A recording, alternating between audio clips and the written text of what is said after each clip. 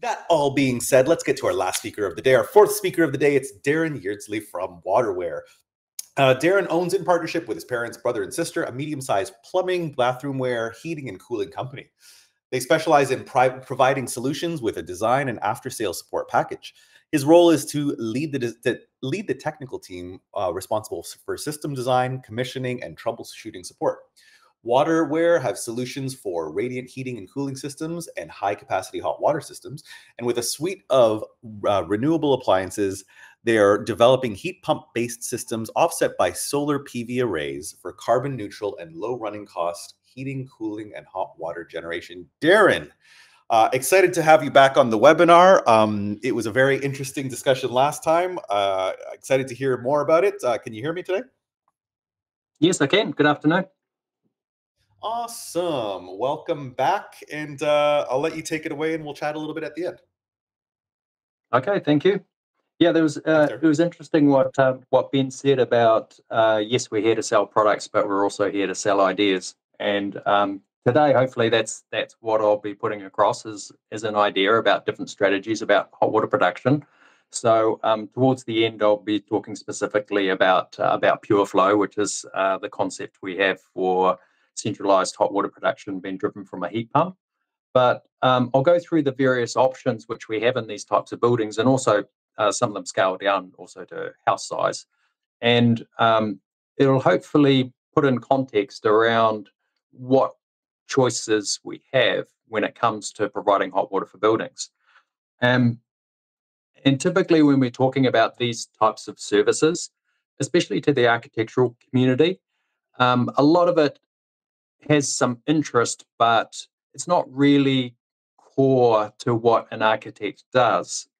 And it doesn't have the same sort of panache and flair as it does with the rest of the building's bits and pieces. But it's important to understand understanding what your different options are when it comes to hot water production can impact some very significant things inside the building and inside the house. So in terms of what really architects would find interesting about this technology, there's two main facets to it. The first is the total energy which is required from a building, which impacts the operational cost and the carbon footprint. So to put in context around how much total energy we're talking about when we talk about the hot water production for even a house, multi-tenant residential, any of these sorts of things where you've got accommodation where people sleep and live and shower and that sort of thing, up to 25% of a building's energy is for the domestic hot water production. So if you can optimize that, you can make a very big difference to the overall operational cost of the building. So it's not insignificant when we're thinking about the actual, just in terms of energy, in terms of carbon footprint. You can make very, very big differences to a building by choosing a different strategy. And that's not even really related to the particular products, but more the type of products which you're going to use for your hot water production. So, and to give some context around that, if you're going from a traditional electric element-based hot water cylinder to something which uses a heat pump to produce the energy, the hot water, you can have a 75% reduction in total energy, total running cost, total carbon footprint. And so if you take that fact and you put it together with the total amount of energy going into the building's 25% for your hot water production, by swapping that to an air-to-water heat pump, you can reduce the total energy requirement of the building by 20%. Well, that's a very, very big bang for your buck when it comes to how significant and how important just making these very simple choices has on the overall performance of the building. So to get started, what I would like to do is just contrast the difference between having centralized and decentralized hot water production. Making this choice has some very big differences in the following categories. So capital efficiency, as we centralized hot water, it gets cheaper on a cost per litre basis. But there is a break-even point. So I'll talk about that when we go through the various different technologies, but it's good to understand just about, in terms of pure capital cost, where that break-even point is, when it makes sense to decentralize the hot water production versus centralizing the hot water production. Obviously, if we're producing the water in the space which we're consuming it, so that this is what we call decentralized hot water production. So if you've got a hot water cylinder in the apartment, for instance, we'd say this is decentralized hot water production. You're actually making the hot water inside the apartment rather than making it centrally and then distributing it through the building. Obviously, that is quite a big difference between the space requirements actually inside the apartment or inside the house.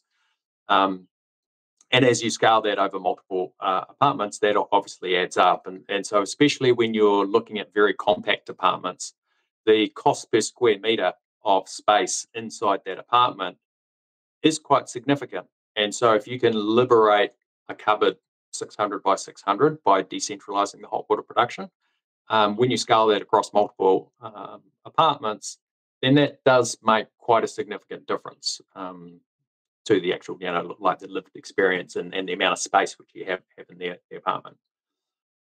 One of the other differences to understand between centralized and decentralized is in terms of the risk of being able to produce hot water when you need it. When you have decentralized hot water production, then you mitigate that risk across many different plants. So the redundancy in the system, if you've got 50 apartments with 50 hot water cylinders, if you have a problem with one of the hot water cylinders, then you only lose hot water to one apartment, is basically this sort of concept.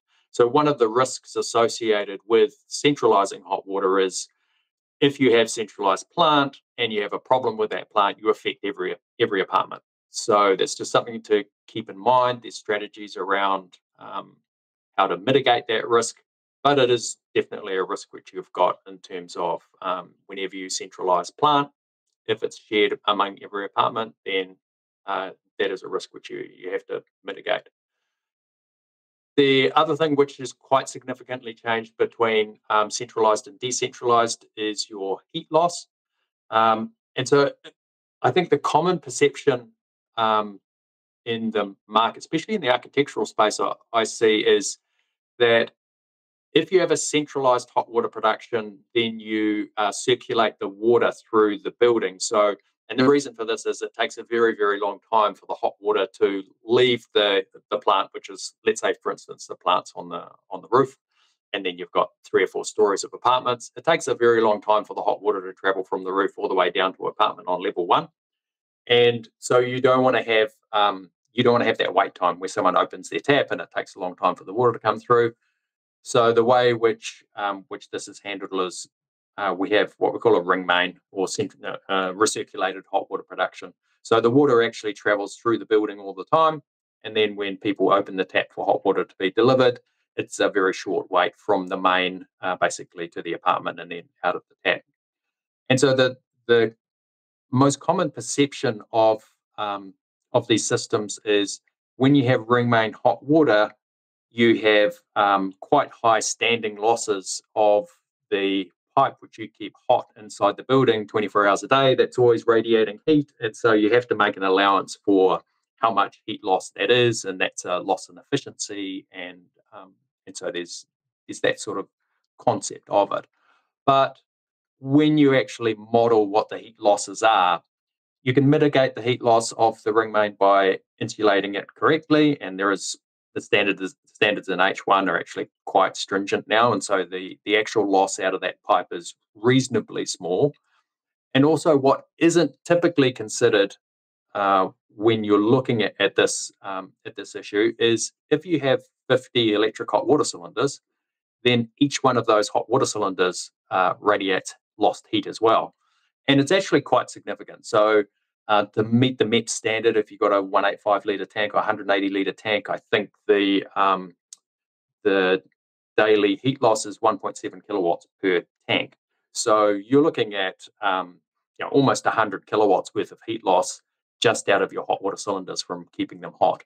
And when you consider that if you have centralized hot water, the radiation out of those centralized hot water tanks proportionally is much lower than 50 individual tanks, and then the heat loss out of the ring main is also nowhere near as high as what it is out of, say, 50 hot water cylinders. So that's just something to keep in mind about the overall efficiency of a centralized system. It's not as bad as what you might initially think. It's actually probably superior than having multiple heat pumps, multiple hot water cylinders.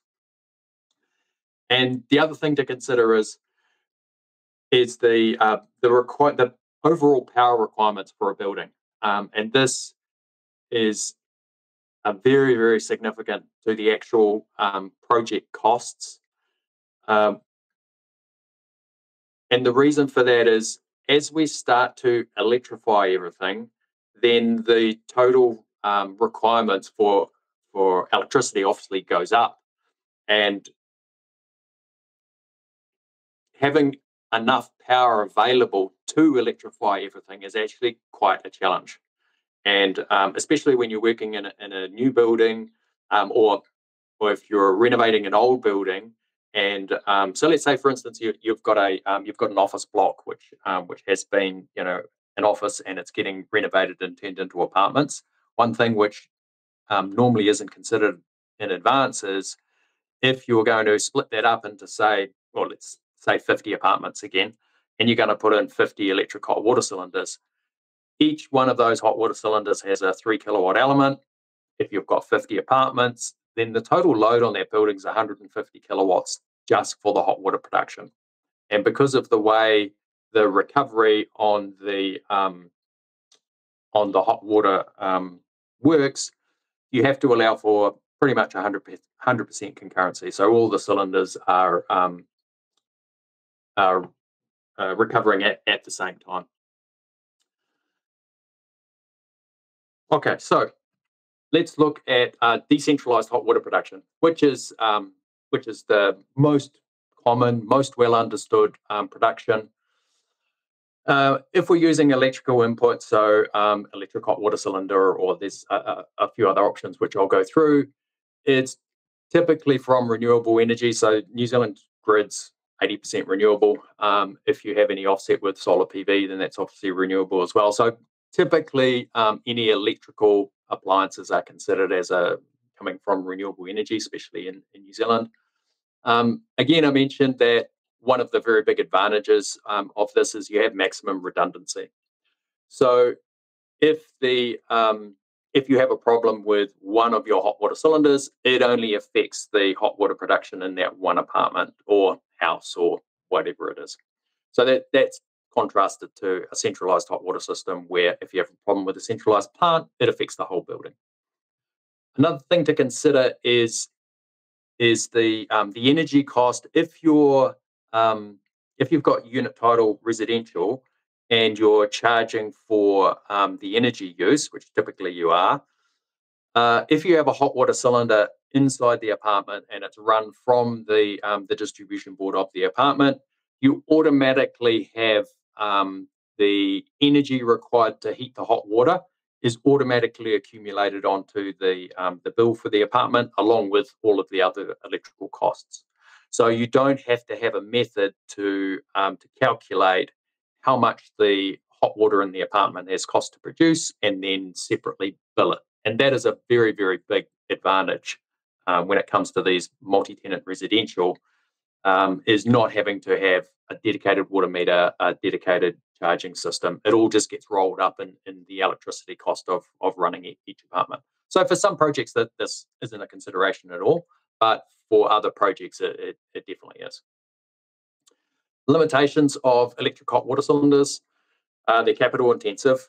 So typically the cost, like the installed cost to the client of installing an electric hot water cylinder, is between $2,000 and $2,500 per apartment. So that includes obviously the cylinder, the labour, you have a safe tray, and you have a valve kit, and all these things kind of add cost and they add up. And typical budget price is between $2,000 and $2,500 per apartment.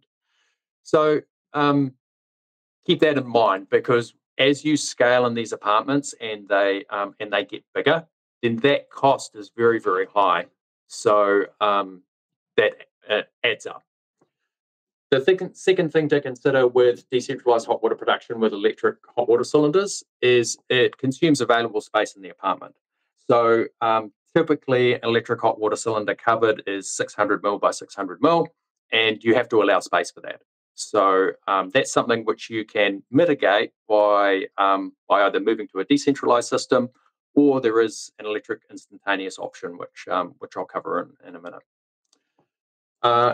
And again, the electrical requirements of electric hot water production is a consideration. And whenever you decentralize the hot water production, then you have to sum that across your building. So if you've got a lot of apartments, it kind of adds up cumulatively. Okay, so the first and most common decentralized solution is electric hot water cylinders. And again, we have renewable energy, which drives these hot water cylinders through the electric element. We have very cost-effective billing because it's basically it's rolled into the electrical board on the apartment.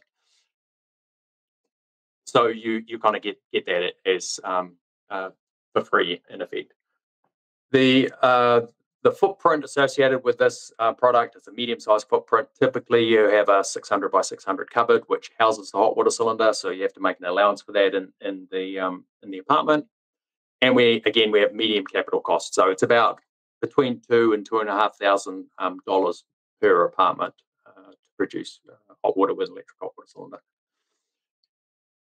As we scale the building up and down, what we tend to find is if we're going to compare that to a centralized hot water system, the break-even capital cost is about 30 apartments. So if you've got less than 30 apartments, typically it's cheaper to do this with individual hot water cylinders. Once we go above 30 apartments, typically the capital cost is cheaper to centralize. So just keep that in mind when we're talking about total project cost.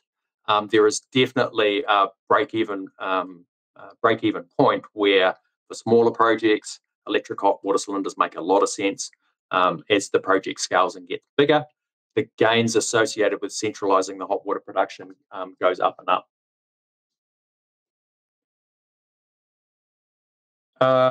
Electrical infrastructure. Okay, so again, just to cover off about the actual electrical requirements of these multi-tenant residentials is really quite significant.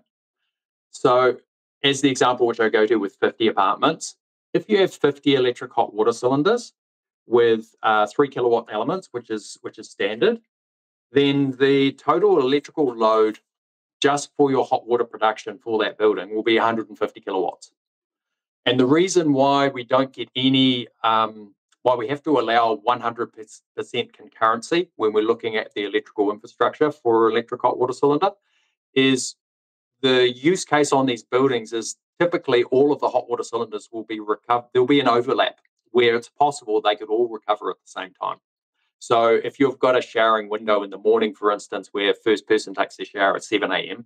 and the last person takes their shower at 8:30 a.m., you've got that hour and a half where people are showering all of the time. And if you shower everybody in the building over that period, it's possible that the first hot water cylinder wouldn't quite have recovered by the time the last hot water cylinder starts recovering. And so you'll have 50 3 kilowatt electric elements all drawing power at the same time, which means that you have to allow your building to be able to support that 150 kilowatt load. For that reason, if you're trying to offset some of your energy costs in the building, having a peak demand of 150 kilowatts is not really practical to offset with a solar PV array. So typically your solar PV array, you'd run out of roof space. And like the capital cost is oppressively high, but just physically you'd run out of roof space to be able to offset any sort of load that high. So if you're looking at really reducing your carbon footprint, if you're looking at having a building which is getting towards self-sufficient in terms of energy production and energy requirements, then having a solution of electric hot water cylinders probably doesn't assist you in that goal. It's just because of the nature of the power which they require. Okay, the much more common heat pump solution now, which is entering the market, is all-in-one. They call it an all-in-one heat pump hot water cylinder. So the big advantage of these units is what I call heat pump magic. So the way a heat pump works is operates with COP, a coefficient of performance, and what that means is if you supply the heat pump with 1 kilowatt worth of electricity, it can produce in an all-in-one platform, typically up to 3 kilowatts worth of hot water. And so that doesn't even really seem possible. Like, how is it possible you can put in 1 kilowatt worth of energy and you get 3 kilowatts worth of heat back? Despite call it HP magic. And so, like, if you were going to have that as an efficiency, it's like 300% efficient. You're actually getting back more than you're putting in. And the reason why that is possible is if you supply a heat pump with 1 kilowatt worth of electricity, it doesn't convert it directly to heat. So with an element, this is exactly what happens. You give 1 kilowatt worth of electricity, it'll give you back 995 watts worth of hot water. With a heat pump, if you give it 1 kilowatt worth of electricity, it's used to run a process. And the process is that it takes the outside air and it harvests the energy contained inside that air and pushes it down into the water. And the real magic is it can do it at a rate which is much where you get more energy back than you put in. And so the air, let's say for instance, it's 15 degrees outside, the air will be entering the evaporator at 15 degrees. The energy will be harvested out of that, and then it'll be expelled out of the unit at 10 degrees or 5 degrees. And so that 10 degrees of hot air, which you've transferred, you can transfer at a rate greater than 1-to-1. And typically for this platform, it's 3-to-1. So 1 kilowatt in, 3 kilowatts out. Seems like magic, but this is the thing which makes heat pumps so attractive. So they're again, we say they're using renewable energy because they're driven by electricity. These units, this type of unit, you definitely run decentralized. Typically, this type of platform's not very well suited to a centralized system. The recovery rate's not high enough. So if you're going to use this for a decentralized hot water production system, you can connect it directly to the board which drives all the other appliances in the apartment, and again, you get your billing rolled in for free. So you don't have to have a water meter which is calculating how much water is being produced or anything like that. It all gets accumulated and charged back without having a separate standalone system. Now, the limitation of using this type of appliance in unit title residential is it has to go outside. So because it's using the air to produce the hot water production, it means that it has to have access to the outside air, and so that's very limited. If you're in a multi-story building, for instance, in theory, you could put this on the balcony. In practice, that's not really that practical. So for residential, for a house, great fit. If you're looking at replacing a Rinnai Infinity, for instance, you could put this kind of outside where the Rinnai Infinity would normally go, and then you can have this renewable hot water solution. So that's really the big stumbling block when it comes to implementing this type of heat pump technology in multi-tenant residential. But it does have a very good place in the market for electrifying hot water production using heat pump technology. The capital cost on these units is quite expensive. They range from around about, for a domestic model, around about 3,000, I think, is the cheapest you can find in the market, up to about 7, depending on the size and type and manufacturer. So when you compare that to an electric hot water cylinder, which is sitting around the $1,000 mark, it is a quite serious capital investment. And if you try and scale that over a building, then you have a very, very significant capital outlay. These units, on a small scale, they're very well suited to doing a PV offset. On a large scale, they're not. You still don't have the efficiency of which you get with a centralized system to have a PV offset which will generate the same amount of energy required to run all the heat pumps. So typically, to give you an idea of what the electrical input on one of these units is, if you've got an electric hot water cylinder with a 3 kilowatt element, then typically with a COP of 3 to 1, to produce the same amount of energy at the same rate, the input on this device will be about 1 kilowatt. So it's a very significant haircut to the total energy requirement on the building. So you're going from 150 kilowatts down to 50 kilowatts for a 50 apartment example. But again, how practical is that when you're in multi-tenant residential? You has to go outside and all these sorts of things.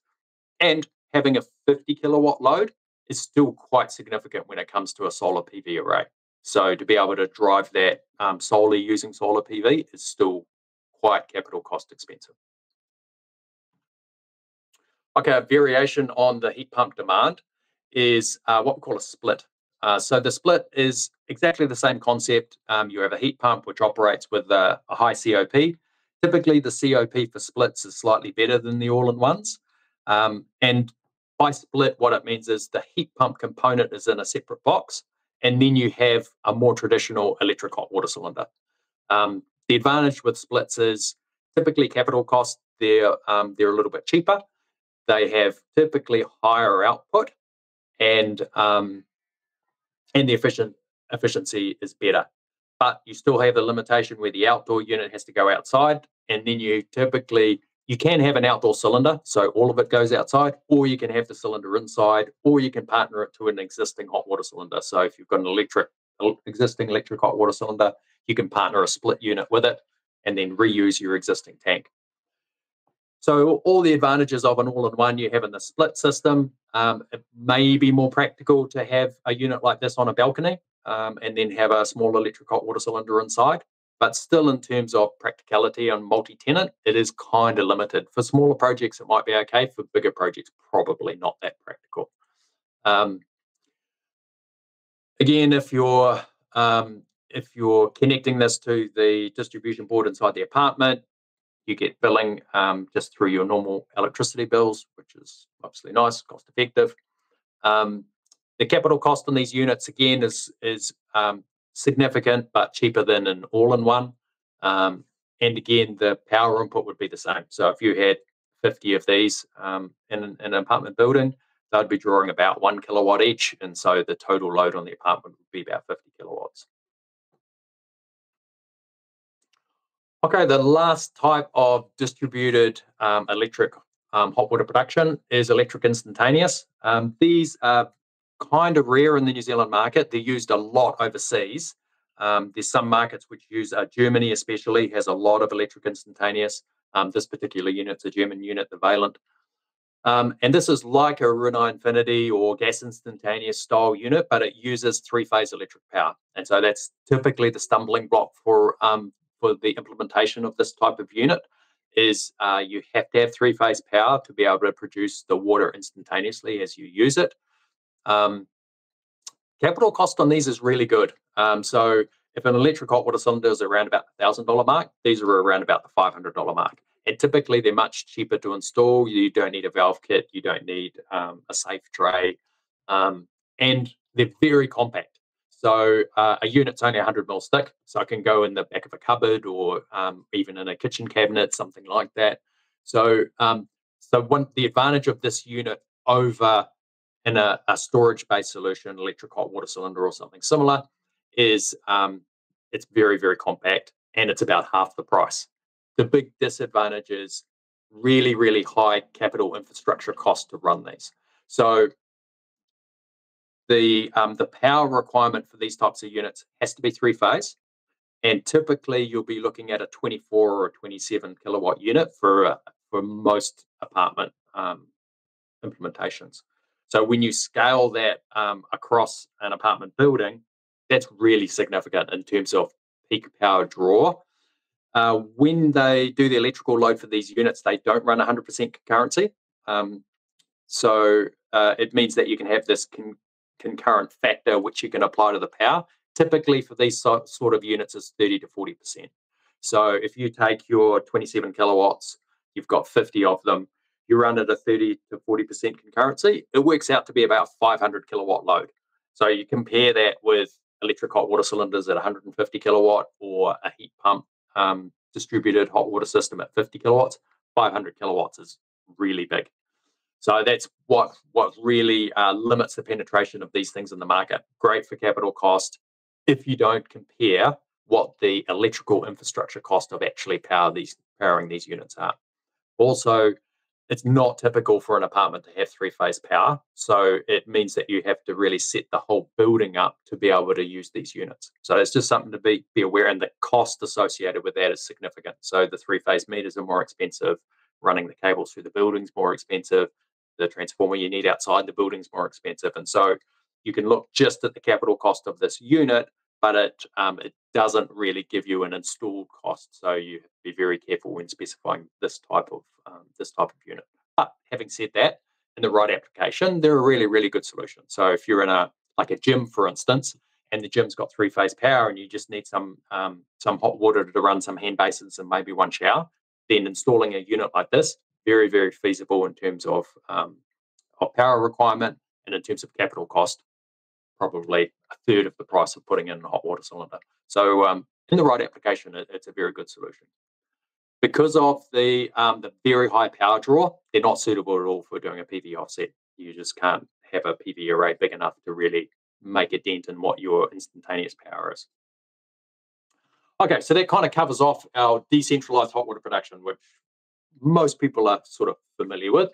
So I'll just now contrast that with centralized hot water production. And so centralized hot water production obviously means we have a plant room in the building.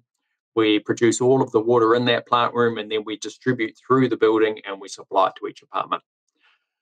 So the key advantages of the centralized hot water production is, like I said before, the capital cost tends to break even at around about 30 units, depending on how we produce the hot water, whether we're using heat pump or whether we're doing straight electric, or if we're using gas, if we're not interested in a renewable solution. So like for a gas system, for instance, the break-even point's about 30 apartments.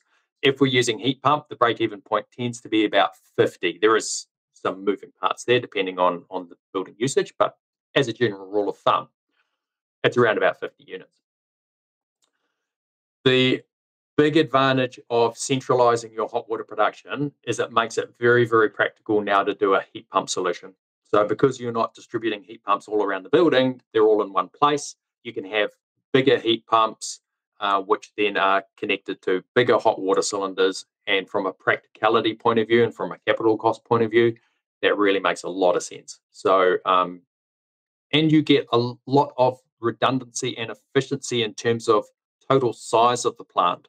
So what you tend to find is if you've got 50 apartments and you're putting in 50 135 litre cylinders or 180 litre cylinders, you don't get the total amount of hot water you can produce with those 50 hot water cylinders is many, many times higher than what the building would ever consume. So you never drain every hot water cylinder down. You might have one or two apartments which use a lot of hot water and they bump up against the maximum limit of the production of a hot water cylinder. But it's on a scale and it's on a spectrum. And when you sum it across the building, you might find that you've got 70% more hot water capacity than what's actually consumed.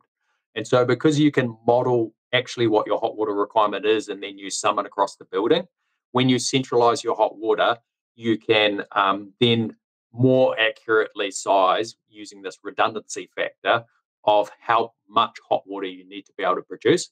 And that gives you a really good capital efficiency. So it means that you're not massively oversizing your total capacity. You're more accurately calculating what it is, and then you can provide it centrally and distribute it. Big advantage with having a practical application for heat pump technology with hot water is now you can really lever a solar PV array. So to give you an example of, again, I'll go back to this 50 apartment example. We could move from 50 electric hot water cylinders with 150 kilowatt peak instantaneous load to a centralized hot water system with 2,000 litres of storage and 40 kilowatts of recovery coming from heat pumps. And the power requirement of those 40 kilowatts worth of heat pumps is 15 kilowatts. So the total peak instantaneous load for hot water production for this building goes from 150 kilowatts down to 15 kilowatts. So immediately you can see the massive advantage of that in terms of, okay, so now if I'm going to install a PV array to try and offset some of that, the size of the array required is so much smaller. And every kilowatt worth of electricity which you produce with that PV array, you're turning into 3 to 4 kilowatts worth of hot water.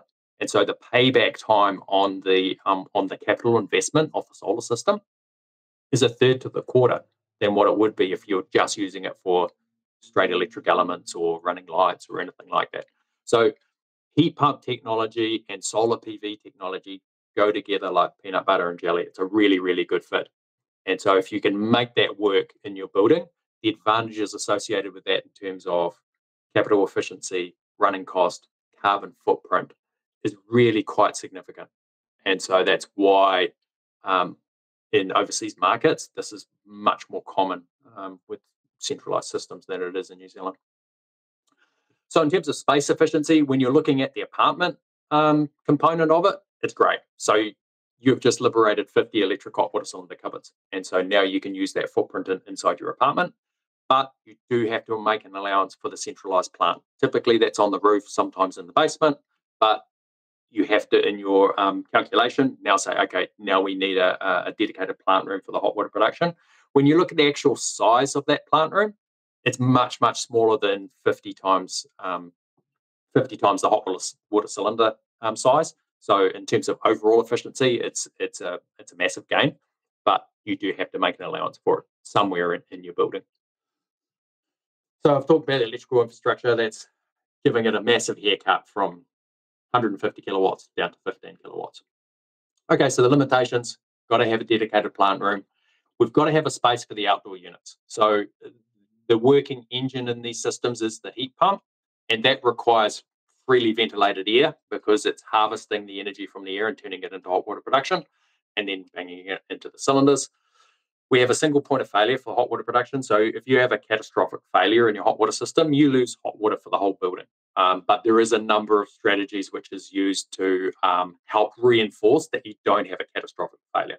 So there's a number of backstops. We always have multiple appliances in an array. So you can have a problem with one heat pump without affecting your total output. We also have electric backup built into the cylinders, which is purely for redundancy. They're not used during normal operation.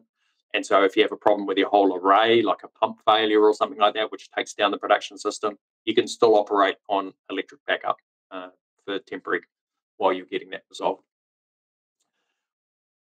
One of the things which does add cost and complexity into these systems is if you're producing your hot water centrally, you have to have a method to be able to charge people for the amount of hot water they consume.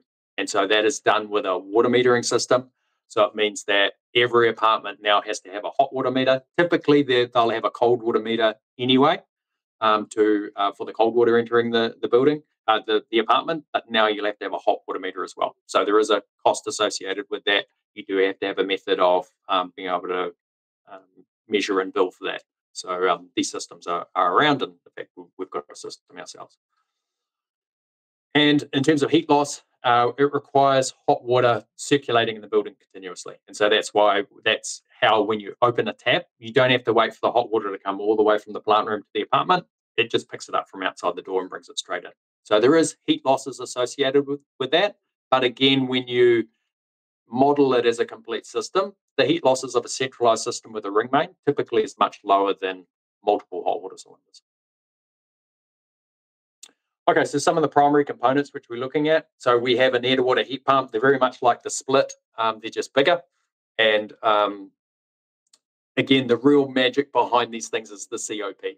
So 1 kilowatt worth of electricity in will produce 4 kilowatts worth of hot water out.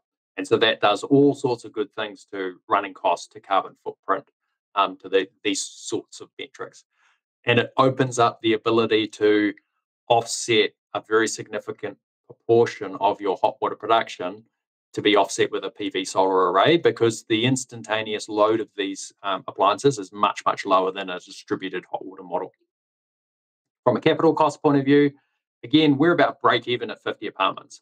So even if you're lower, if you're at 30 apartments, it might be 15 or 20% more expensive than doing electric hot water cylinders, but your running costs will be a quarter, 75% saving. So the break-even analysis is got a lot of merit when you start looking at your different strategies available for producing hot water. One of the things which has really made these appliances much more practical relatively recently is there's been a new generation of refrigerants which has come to this market. So in the past, we used to use R410A and R32. Limitation on those refrigerants is the peak hot water they'll produce is 60 degrees on a good day, and that's not quite hot enough to reliably sterilize your tank. So there is a requirement to keep the water in your hot water cylinder above 60 degrees. More recently, there's been new refrigerants come to market, so primarily CO2, which has much more headroom. I think a CO2 appliance will go up to 80 degrees. And more recently, a new refrigerant called R290, which goes up to 75 degrees. So one of the reasons why this technology hasn't been used a lot in the past is because these new refrigerants weren't available. And so using the older technology heat pumps for this application was problematic. But now with these new refrigerants, it really is sitting in the sweet spot of their operational range. The heat pumps, they operate right down to minus 25. Obviously, the performance drops away significantly as the outdoor temperature drops away because it's using the energy in the air outside to produce your hot water. But the operating range is really good. So in the New Zealand environment, there's really no problem with using these appliances in all conditions. Okay, so we partner those heat pumps with these larger hot water cylinders. There's nothing fancy about them. They're just a cylinder with bigger capacity, bigger dimensions. But we do have to have a plant room to locate them, and they are modular in design. So typically we do a 500 litre or a 1,000 litre. The 500 litre goes through a standard doorway. 1,000 litre needs an over width doorway at 900. We used to do a lot of bigger tanks in the past, 2,000 litres, but the problem with a 2,000 litre tank is when it comes end of life and needs to be replaced, it's practically impossible to get in and out of the plant room. So typically now we follow this modular design where we have smaller tanks but more of them. Gives you redundancy, so if you have a problem with the tank, you only lose a proportion of your production rather than all your production. And so typically this is the method we follow with multiple hot water cylinders. And all of them have electric backup for redundancy. And the last piece of the puzzle, if we're charging for the hot water use, then we have to have a water metering system. So in our portfolio, we have this. We have a wired system. We have a Modbus powered system if you've got a building management system. But it's just something to keep in mind. If it's unit title residential and it's been rented out, almost always rather than have a pro rata energy cost, you'll want to do it on demand. And so that's why we use this water metering system. So in each apartment, you'll have a hot and a cold. You can add the hot and cold usage together to charge for wastewater if you need to in your market. And the hot, obviously, you can then use to charge out your energy cost to produce the hot water. All right, so when it comes to centralized hot water production, we have a solution which we bring to market called PureFlow. What we can do to assist getting the shape of these systems is we have a planning and price estimation process where we can we take the occupancy of the building, we come back with a suggested shape of the system. It gives you what your electrical requirements are, gives you your physical requirements of how big the plant is, and so you can really scope the size and structure of what the system will look like. And the big advantage of using a company like ours is we have this as a free service. So a lot of the time what you'll find is you'll have a client who's really interested in going renewable until they see how much it costs.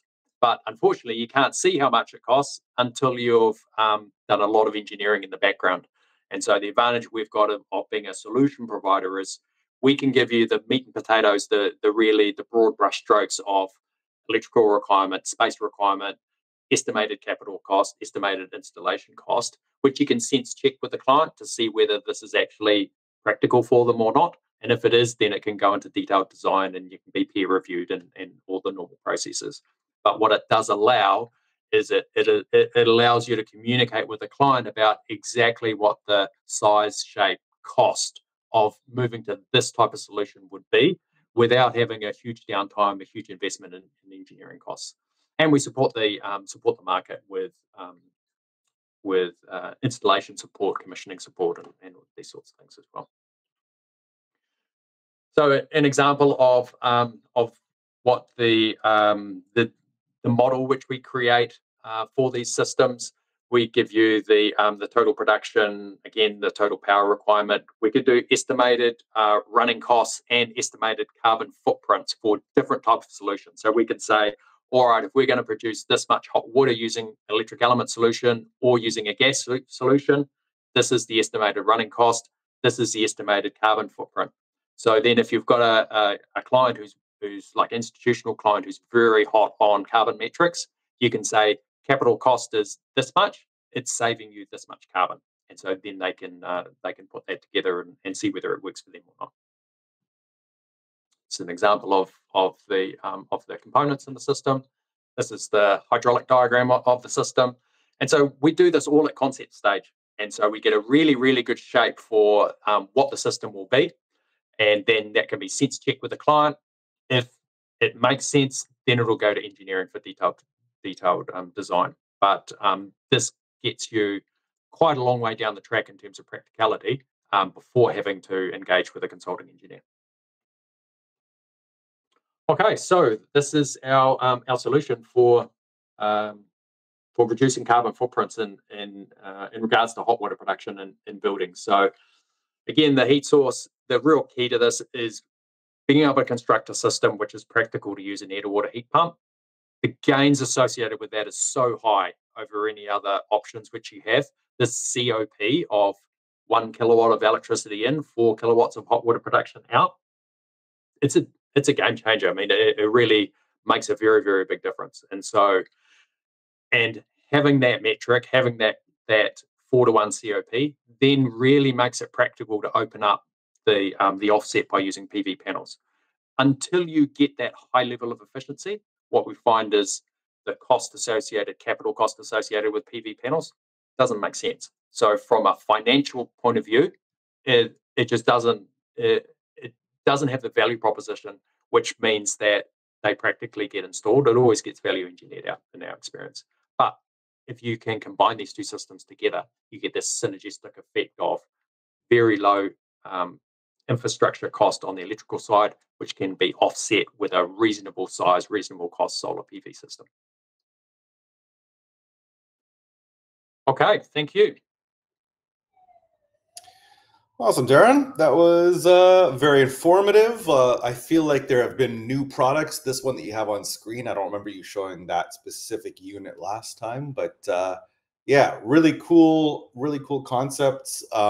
It's something that I discuss on my projects as much as I can. And I usually don't win the argument when it comes to centralizing. Mostly because I'm not the mechanical engineer and mostly because people kind of want to stick to what they're used to. Make sure you unshare your screen so we can have a chat. But I think my questions are kind of mostly going to revolve around that. Like, how do I get this on a project? Because it seems like it's a no-brainer. It seems like it makes sense to decentralize, especially for apartments.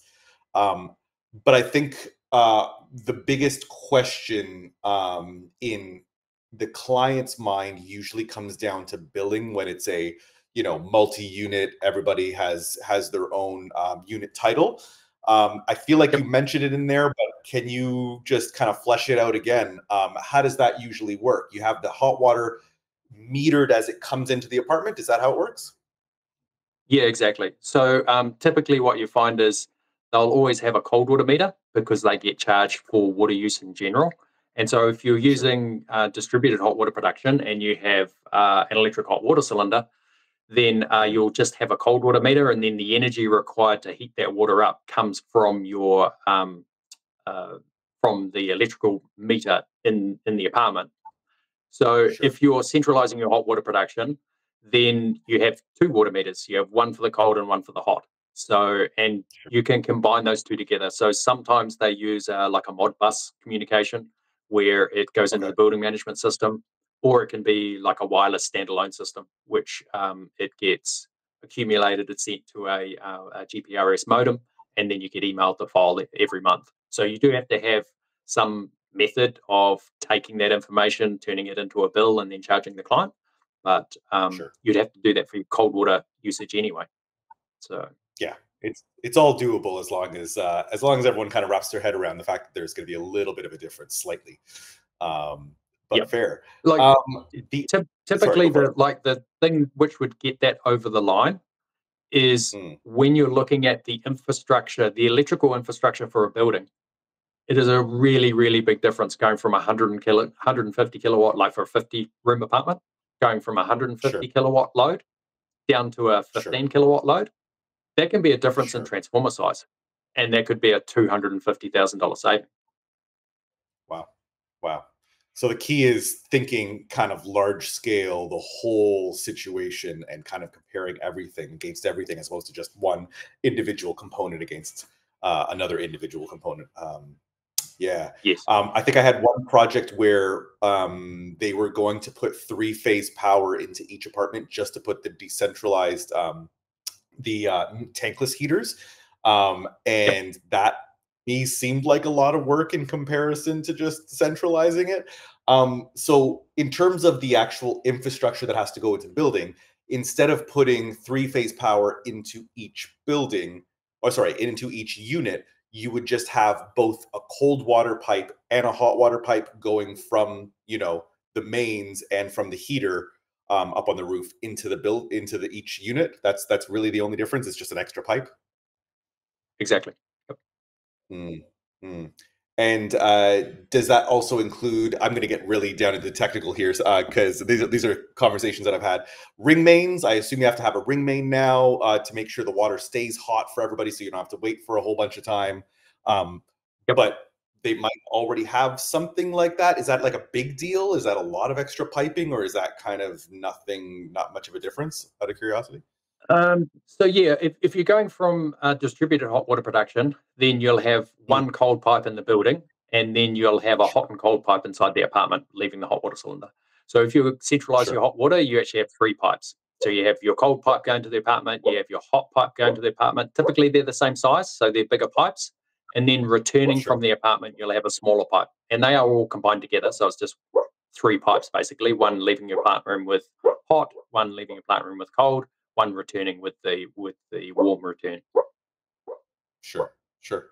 Sounds like it makes a lot of sense. And I guess you mentioned the fact that you have multiple heat pump units, you have multiple tanks, so that if anything goes wrong, it's usually only one of those things. It kind of reduces capacity for a small amount of time. You replace the things, it all goes back up. Have there been any instances of like this crazy failure where everything fails all at once? Like, is that really reasonable to be a worry, out of curiosity? I'm sure it's happened, but not very common. Sure. Like you can have like a failure on a cold booster pump into a building, and you lose hot and cold water. But that would be true for decentralized or centralized. I mean, to give you an idea of how reliable these systems are, every hospital and hotel uses centralized hot water production, and these are like critical applications. So you do not do decentralized hot water in a hospital. Sure, absolutely, that makes sense. The other thing that kind of piqued my interest, because I am looking at doing things in my own apartment, is that one unit, that kind of black heat pump unit that goes outside. I can't remember the actual name on it. System? Sorry, yeah, split system, but I don't remember the actual brand on there. But anyways, one of those ones with an interior hot water cylinder that would be able to run for domestic hot water, and then also for heating through some sort of, either it has to be hydronic heating, or could it also be some sort of duct that plugs into a ducted system, let's say, that heats things up? Is that possible too? Yeah. So we do have 2 types of smaller heat pump. The one which we use, what we call a split system, that is potable. So you actually have your it directly connects to your hot water cylinder without a coil. So the water that's in your hot water cylinder is actually the water inside the outdoor unit, and it's a much more Oh, cost-effective way to deliver that technology. So, oh, so that is dedicated just for hot water production. Or you okay. can have a more mechanical style, which we use more high-end residential, where you'll do either radiators, underfloor heating, fan coils, and hot water production from one outdoor unit. So that is possible as well. The units kind of look the same; they're just like a box with fins Mhm. on them, but technically Sure. inside they're a little bit different. Sure, sure, sure, sure. Interesting. Okay, so this is something I might bother you about a little bit later because that seemed like something Okay. that could work in my apartment, and that works for smaller apartments, like one of those regular kind of narrow cylinders. Yes. Yep. Cool. Awesome. I don't think I have any other questions, and we are 3 minutes left. Um, Yeah, can you give us any advice, us as designers on how to kind of go about, I don't want to say selling this technology, but kind of convincing the project team that this is the way to go? Because usually people kind of want to resort back to what they've always done, and what they've always done is just put one cylinder in each apartment. Um, I know you've mentioned, a bunch of different good reasons, but if you had to kind of give a quick little elevator pitch, what can we say to our clients? I would say just ask advice because it depends on the shape of the project about what the best solution is. And Sure. what's important to remember is we have options, and depending on what metric is most important for the client, depends on what option you would select. So if you have a Sure. client that is very, very hot on carbon, then Sure. you really want to use a heat pump. So it's either if they're hot on carbon, if they're hot on operational efficiency, then wherever Mm, possible, you want to use a heat pump. And the sure. most practical way to use a heat pump is by centralizing. So it just Sure. depends on what's really important to the client. So if you've got a client and they've got an office building which they're repurposing for apartments, and they look Mm, and say, okay, if I'm going to bung in 50 electric hot water cylinders, I need to upgrade the power supply to the building. mm, Well, that's a massive, massive capital efficiency to not have to do that. And so that centralizing and then using heat pump gives you a pathway to do that. And so sometimes you just have to have a slightly broader scope to consider what these choices do to the actual infrastructure of the building. And just the most important thing is to know and remember that you've got options. And so if you start getting pushed up and saying, "Oh, we're running out of power in the building," you think, "I've got a solution for that. I know that we can centralize and reduce that power requirement." That can be enough to solve the problem and get you over the line. sure. Makes sense. And I think the key thing is just let you guys know and have a quick look at it, and then you can kind of give them a steer on what makes sense. Yeah, the key advantage that we've really got as a company being a solution provider is very quickly we can scope the project and give you the meat and potatoes of this much capital cost, this much carbon saving, this much physical requirement, and you can sense check that with the client. And then if you fall down at any of those things, then nothing's been lost. You haven't engaged with a consulting engineer to design all this stuff and burnt a lot of time in something which is never going to be practical. So, Awesome. like I say, everyone wants to have a carbon neutral, sustainable approach until they see the price. And so it's Sure. very good to be able to scope that and can compare it without having to invest too much time. Awesome. Darren, I think that's a great place to leave because, yeah, that gives everyone a good kind of call to action and a good, easy pathway to get things done. So, Darren, it's been lovely chatting. Lovely to have your wonderful presentation, and we'll speak to you again next time. Thank you very much. Cheers, team.